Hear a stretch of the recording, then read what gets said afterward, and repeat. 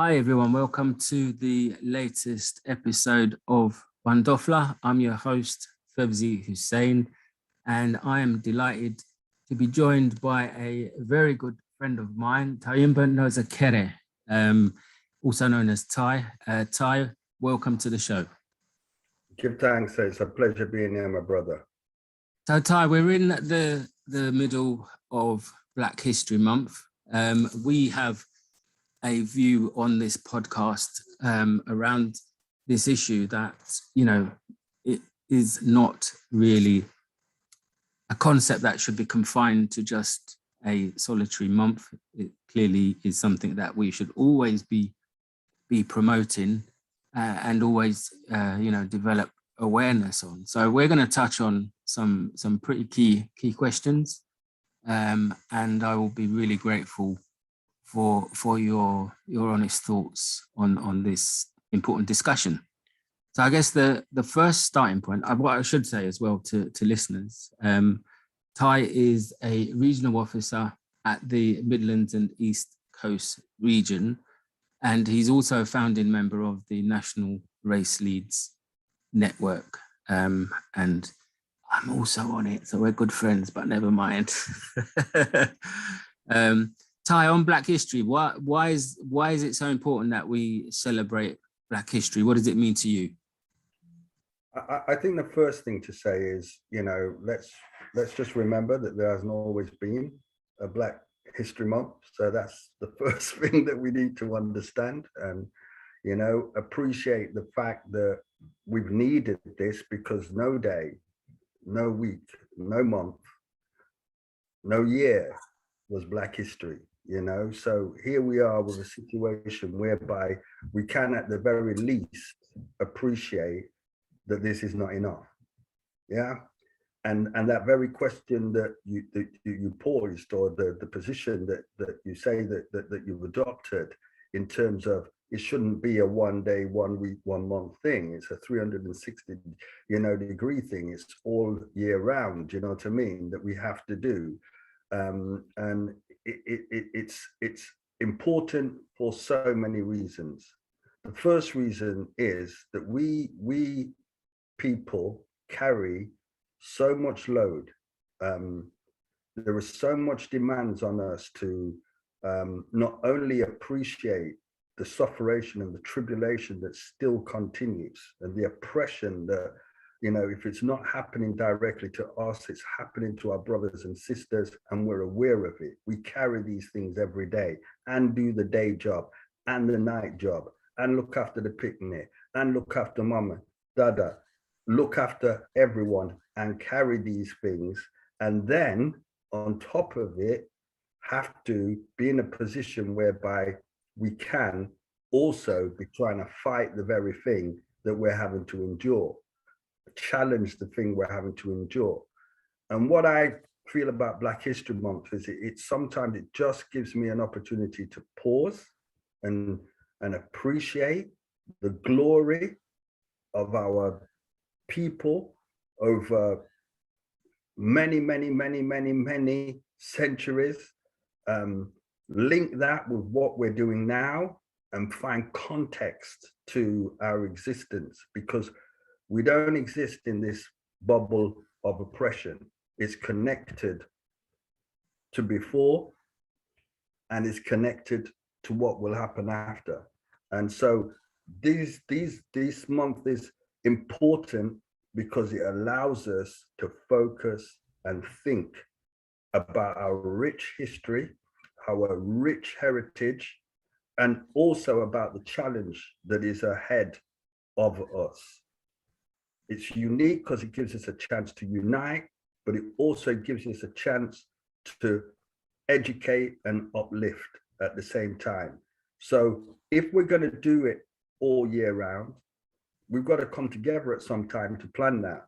And for some of us, the only real jar to our, systems that we get is it's Black History Month. What are you doing? You know what I'm saying? And even I need that sometimes, even I, because I'm carrying this, I'm doing that, Sometimes you're fighting on every front Yep. you know, and you forget that there is this need to acknowledge and appreciate how great we are, you know, because we're only here because of the struggles of others, you know. Absolutely. Yeah, we could have been wiped out a long time. Let me tell you that.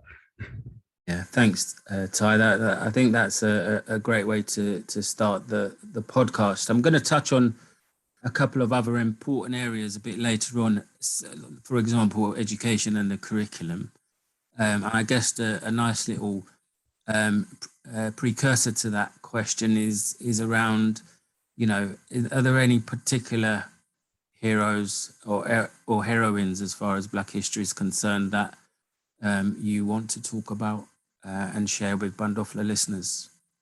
Yeah, the first thing I would say is there are millions, yeah, millions. And for the ones who aren't there, they're already being acknowledged for their greatness. There are those who have the huge potential to become heroines and heroes, you know, people of significance.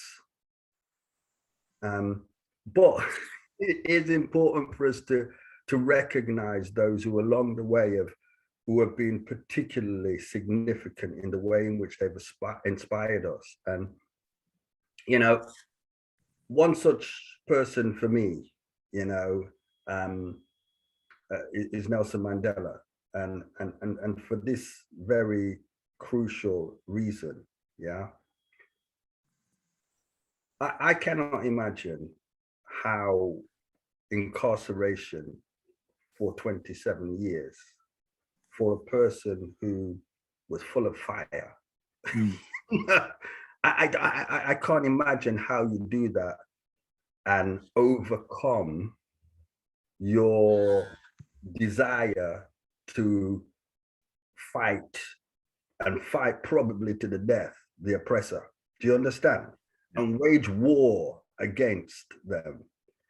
And for that man to achieve freedom and maintain dignity and grace and choose not to let the situation of power that he had become completely directed by hate, to exercise love in that moment. There's no words that can describe how highly I value that type of ability to do what is right, even though you have been sorely afflicted yourself. The power to say unification rather than wage destruction, you know, because remember, you know, hate never created anything but more hate, you know. Absolutely. Love that has the ability to cure, and wisdom as the ability to allow love to flourish, and to take the position that he adopted in that circumstance, having suffered so much as a passionate and stalwart fighter for freedom, to me shows a grace and shows a wisdom that is beyond anything that I have seen elsewhere. So he, for me, is one of my greatest role models and a massive inspiration, because I struggle with anger. You know, sometimes, and I know some of us I think a lot of people do, brother. When you see injustice, it's natural to lash out, but as you say, that underlines the greatness of the man, of the person, how he resisted that kind of negative influence, which I guess it is. He was in solitary confinement for most of the time. Yeah, 27 years. Makes it even more amazing. Unbelievable. And not come out with hate, you know, and so often many of our many of our challenges to oppression, we have unfortunately found ourselves in a position whereby we do become driven by hate, you know, because I hate oppression. Yeah. I hate wickedness. I hate inequality. I hate unfairness, you know. But Bad word, that word hate, you know. yeah, but distinguishing between, you know, those things, you know, and people, yeah, is extremely, extremely important, but often difficult to do when you are hurting so much yourself. And, you know, arising above the pain and rising above the sufferation to still feel love for humanity, to me, great quality to have and one I aspire to. Yeah, no, definitely. Okay, I guess the natural flow from that point is the kind of wider picture and the issue around education. So, you know, I know that we're fortunate on the podcast that we've got quite a wide readership across the UK and even a global platform. In terms of the UK government, on Black history and in a educational context, there's clearly an issue in terms of the lack of Black history in the UK school curriculum. If we've got a message for the government and the education secretary, what should we be saying to them? You know, because obviously at the moment, Black history isn't really any part of our curriculum. Well, I think it's really important to look at some of what is happening in Wales, and you know the different approach that is being taken there in terms of Black history. And let's be clear here. When we start to talk about Black history, you know, what is it that we mean? Yes, we do mean the story that hasn't been told. Yeah, okay. The story that has been falsely presented. Yeah, but we're also talking about truth. Yeah. So I have a real difficulty with any government, you know, with anybody that doesn't want to tell the truth. Yeah, it's simple, you know, and that's why it's a nonsensical, you know, objection for any government to have, because sooner or later that truth is told anyway. Would you prefer, you know, our young people to learn about what is true in school, or to have to learn it outside? And then what you have is, as we all experience, this lack of confidence within the actual system, you know, because the system teaches his story, you know, doesn't tell her story. Yeah. The system gives us mystery. Do you know what I'm saying? But doesn't give us our story, you know? So the stories are entwined, but we're never getting the full truth. And the truth about our presence, even within, you know, this country, has been, you know, marred by presentations of us rioting, you know, marred by, you know, stereotypes that have been constructed and perpetuated, and the approach to Brexit in itself, you know, was formulated on it. These are untruths that, where you haven't provided people with the truth in education, you've created a fertile ground for these things to be perpetuated. So from my view, it is important for us to not only say Black history should be taught, but tell the truth. Yeah. Just tell the truth, you know? Don't talk about the First World War, the Second World War as though there were only white people fighting. Yeah. You know, you've got to tell the truth. And that's what, again, what Black History Month does. It gives us the opportunity to look at what actually happened and what's actually true. And the children white, black, of any color, need to know truth. That's what they need to know, because that is what cures our communities. When the children are told the truth together, yeah, okay, and there's no dispute, it's clear, you know, when teacher says 2 + 2 = 4, yeah, at the end of the day, everyone leaves the lesson with that written in their book, and when they're revising, they revise 2 + 2 = 4, because it's set there. The black children aren't going away thinking, well, oh, actually, no, we're going to write it differently. The white children aren't doing that. They all go away with the same information. The unfortunate thing about not having black history in what is being taught is that the information that is so-called truth that is being spread is, of course, flawed and weighted to exemplify one particular race.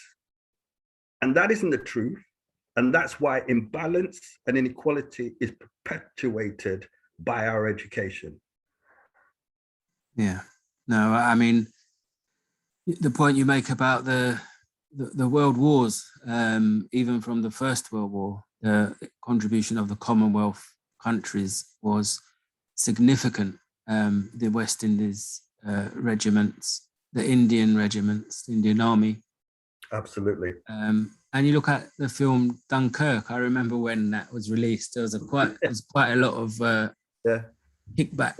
It's a great film, but it's just a shame you'd never think there were any brothers in the army. You know, it was just an entirely white cast, which is very disrespectful to the men and women who served in the forces. Not wanting to interrupt you, Febsy, but just to say that that was replicated at the early stages of COVID, when they were clapping for the NHS, and the brothers and the sisters who were dying disproportionately were not reflected at all at that point. No, it's always the case in war. Yeah, we die fighting, you know, and are not mentioned, you know, in terms of that effort that has been put, the ethics behind us actually taking part in these, you know, our values in terms of being prepared to fight, you know, what is right. It's a disgrace, you know, for these people to have not been mentioned and been forgotten, and it's a disgrace. Yeah, I think at this moment it would be an appropriate time to give the Black Curriculum UK a plug. They do some brilliant work around, you know, promoting some absolutely fantastic education. I think there's some brilliant blogs that have just been released around the link between Liverpool and the slave trade, and you know, lots of really interesting Black history stories. So if you want to find out more, I would definitely encourage listeners to check out the Black Curriculum UK. I think it's .com, but certainly if you search it, you can find it. I think it's on the point about education, Ty. I think that was one of my favorite subjects at school, but it was like white history lessons. There was absolutely nothing that I remember, and I grew up in Tottenham, right? And you know, we were like, okay, this is history. So you know, but now we have the benefit that, you know, we can now reflect on those on our own education journeys. And when you look at everything that's gone on in history with colonialism, imperialism, you know, and it's not, you know, yes, there's some nice parts to history in terms of, you know, the monarchy and stuff like that, but there's actually an awful lot of history that is quite shameful, and we have to look through the lens of truth. As you say, we have to grow up as an equal. I can just imagine children doing history and just seeing history about white people, and you know, maybe they didn't think it at the time, but there's bound to be kids who are thinking, wow, there's no black people in history. We weren't about. I learned about William Wilberforce. I did not learn about Harriet Tubman. Yeah. Yeah. You know, so this is what I'm saying. You know,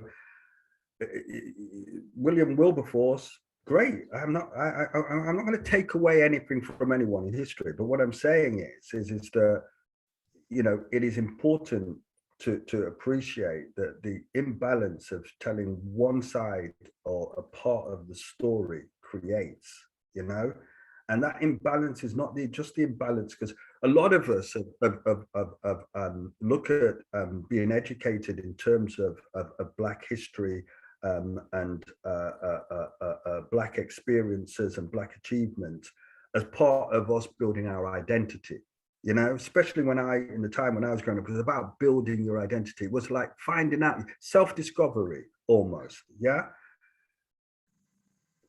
But we also have to understand it's about the truth, yeah? So for the average white child, yeah, okay, what are they teaching that child?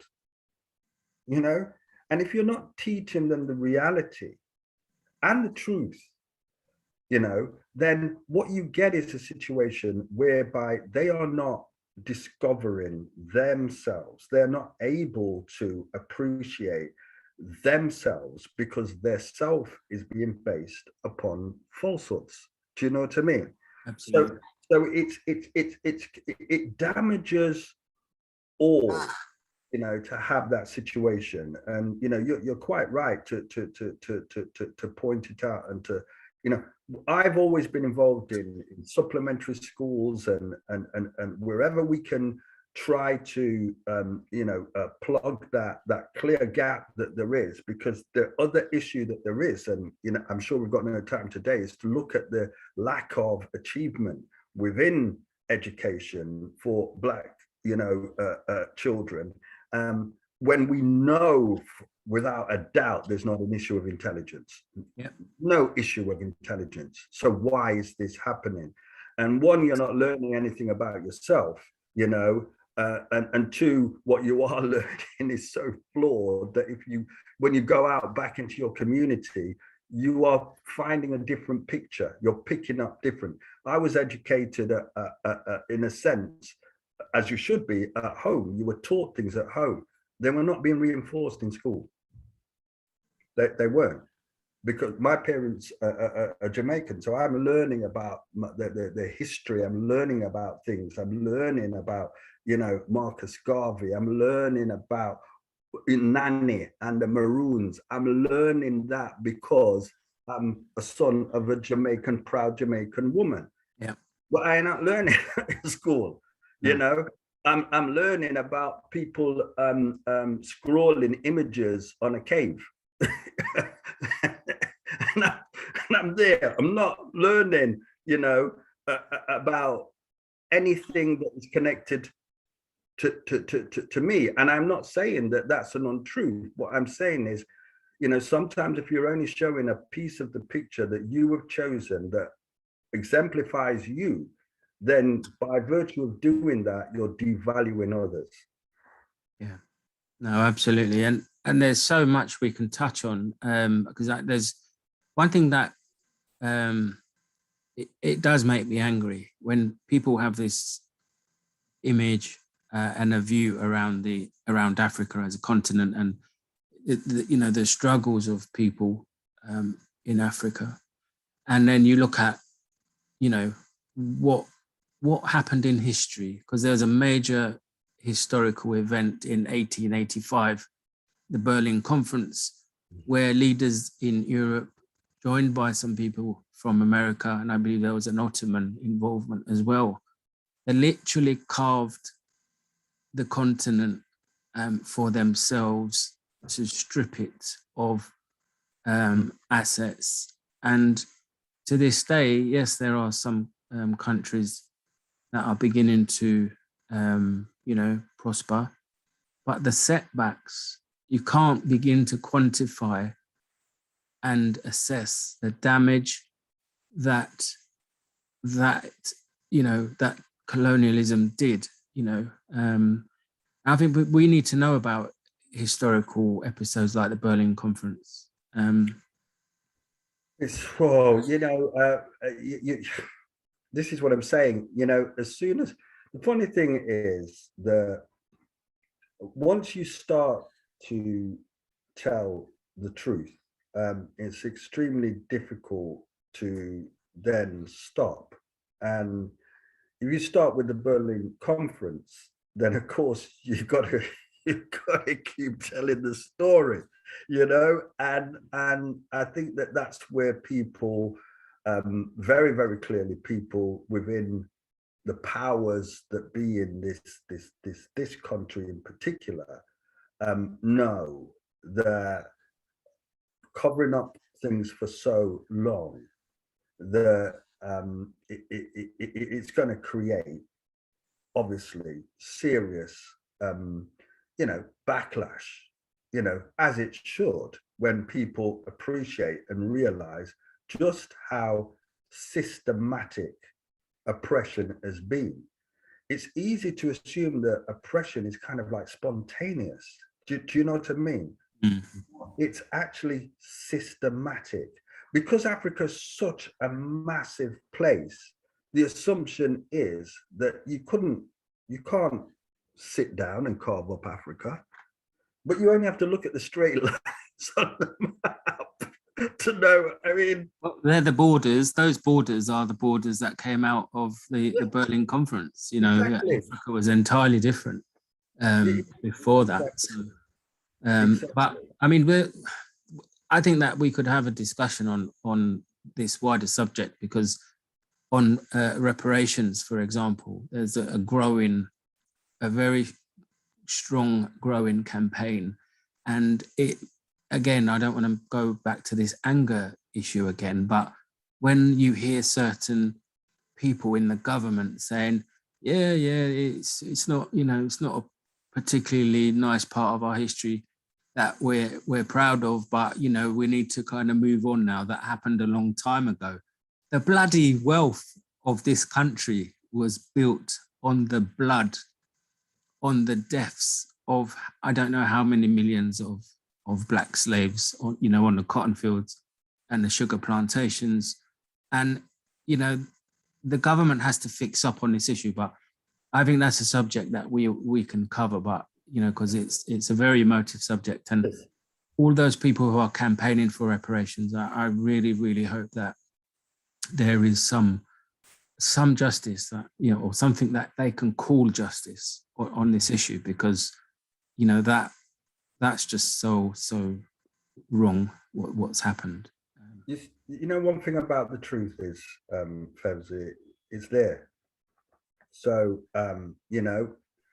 great job that has been done by the oppressor and their agents to withhold, conceal as much as they have, but it's there.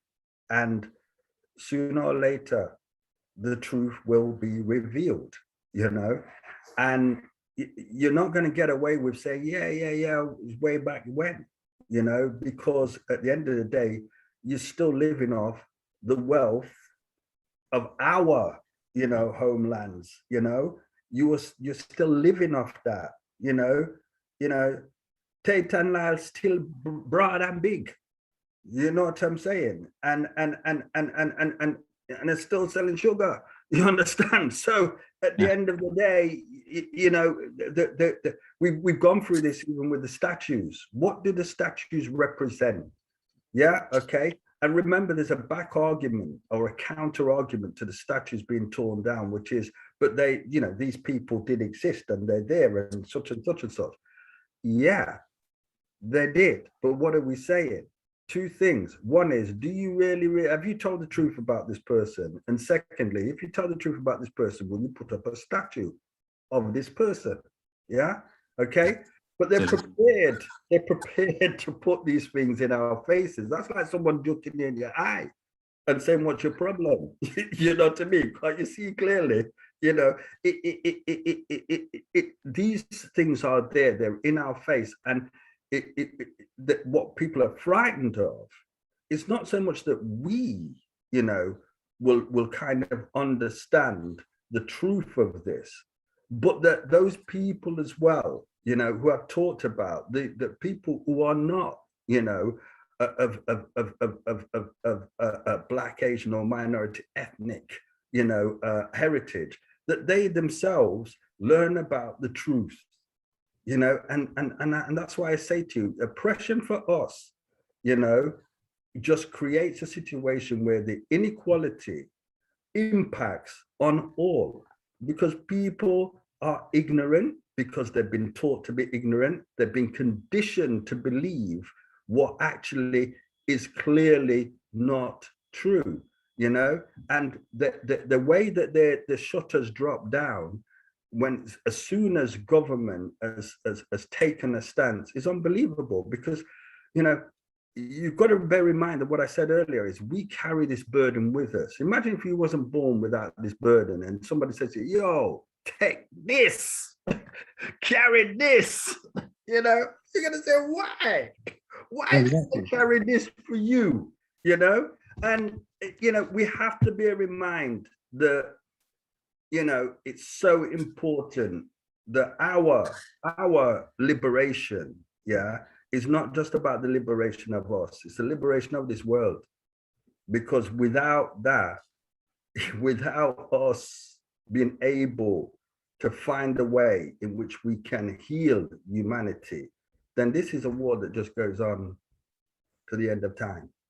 Yeah, and there are some truly barbaric episodes in Africa with what Belgium did in Congo, and the German government in Namibia. Interestingly, there was an agreement on reparations with the Namibian government very recently, Ty. Quite a large sum of money, which the Namibian government obviously agreed. But there's a lot of the indigenous tribes that are very upset because they don't believe it goes far enough because of effectively the attempted genocide of a lot of the tribes and the group. So, all right, we're giving that a good airing, brother. And I think that we've demonstrated to listeners that I think that's a subject we might need to come back to. So on going into kind of a political angle, because I always like to dabble with politics on Bandofla. Everyone knows how much I hate the Tories, and for our listeners abroad, they're the Conservatives. They're the current party in power in the United Kingdom or in England, who are really treating those most unfortunate in society. They brought the country to their knees. But anyway, I digress. America elected a Black president, Barack Hussein Obama, 45th American president of the United States. And, given how polarized America is, that was quite an achievement for America to deliver a Black president.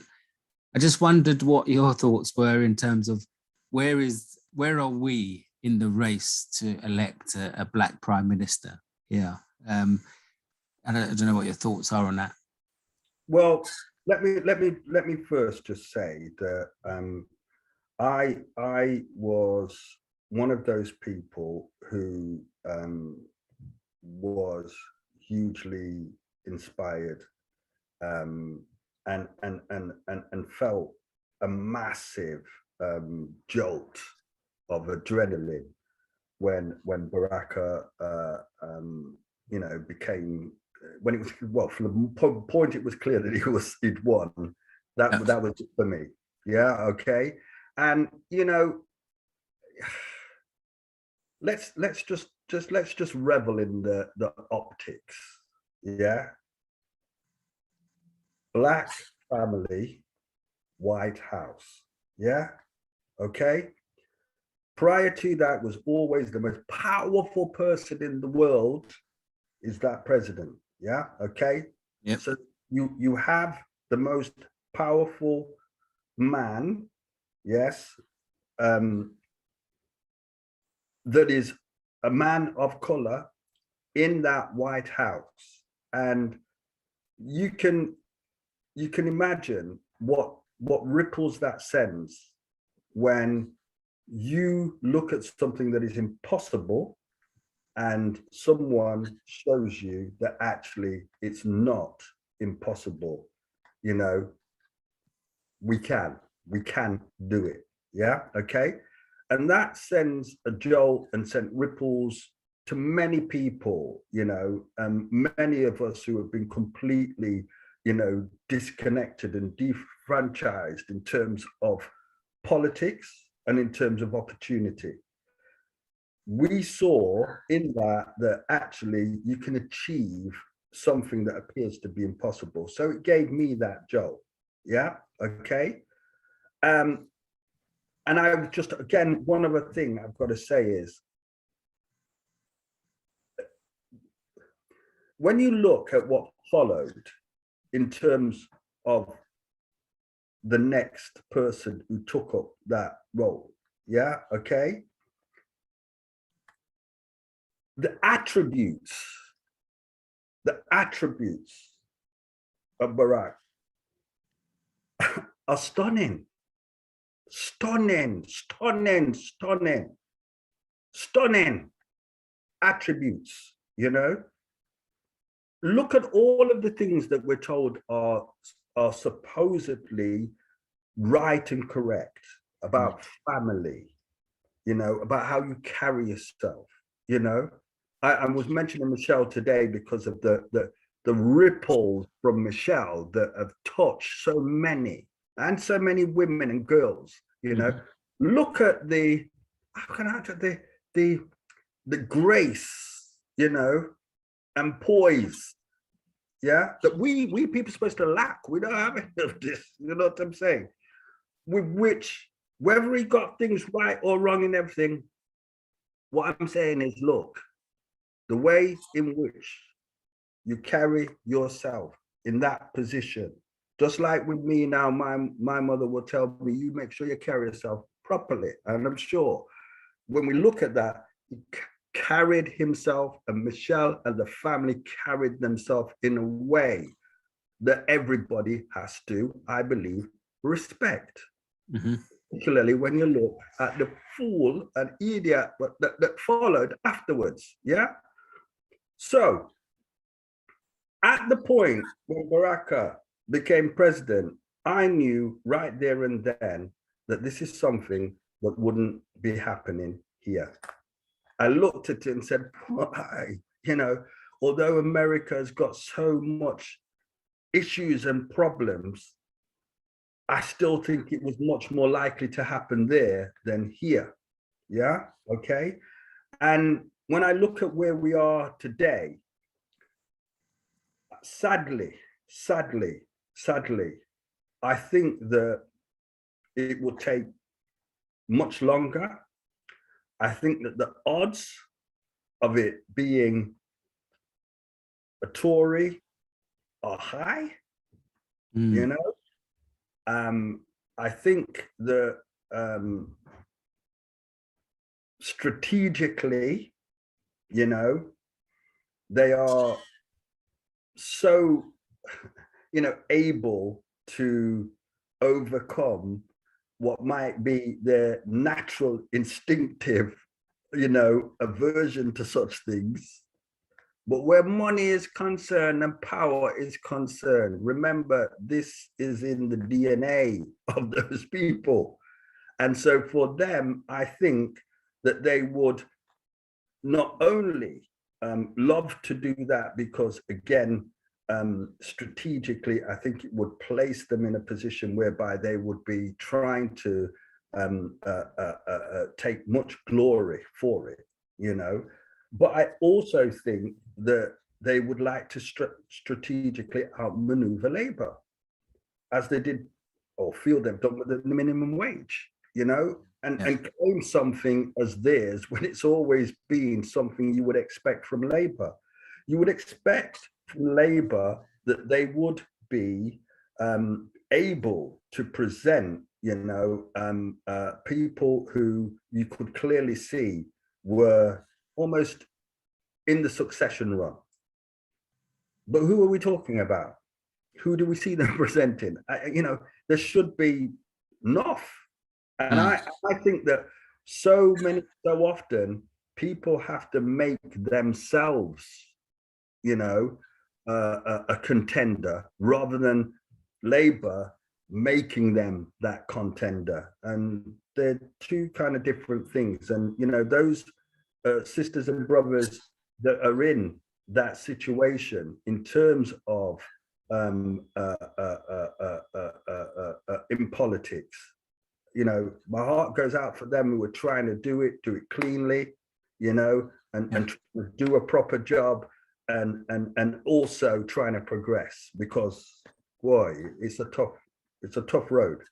Yeah, I think that's a very stark assessment, Ty, and it's the fact that I agree with you. The fact that it's more likely to see a black prime minister in the Tory ranks than Labour is presents me with a real issue.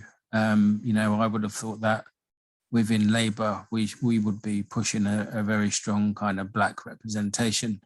But even in the shadow cabinet, you know, people who are coming through the party, yes, there's some amazing black MPs, but they don't seem to be kind of in the whatever the inner circle is in the Labour Party. They're a bit on the periphery, aren't they? Yeah. So, but we'll see on that. Listen, brother, we have had an amazing discussion. I hope listeners have enjoyed it. I could literally carry on speaking on Black history and race equality issues with you for hours and hours, and we may well revisit one or two subjects, because I think there's some debates that I think we are deserving of more discussion. I should say, for those, I do normally like to have a good gender balance on our show, and we did have 3 sisters who were hopefully going to be with us on this discussion, but for one reason or another, they weren't able to join us. So Charlene Nkum, Taranjit Chana, and Sonia Davis, hopefully we'll get you on the show sometime in the future. But for now, my sincere thanks to Tyehimba Nosakhere.